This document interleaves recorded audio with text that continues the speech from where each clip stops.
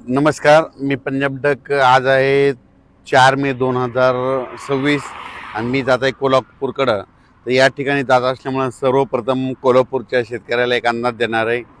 कारण की कोल्हापूरकडे जात असताना कोल्हापूरच्या शेतकऱ्याला सांगू इच्छितो की तुमच्याकडं 8-9 दरम्यान 8-9-10 मेच्या दरम्यान एक मान्सूनपूर्व अवकाळी पाऊस येणार आहे. म्हणून हा अंदाज कोल्हापूर, सातारा त्या शेतकऱ्यांनी अंदाज लक्ष द्यायचा.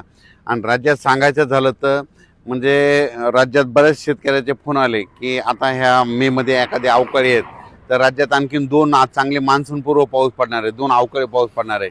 म्हणून हा अंदाज सर्व शेतकऱ्यांना लक्ष द्यायचा.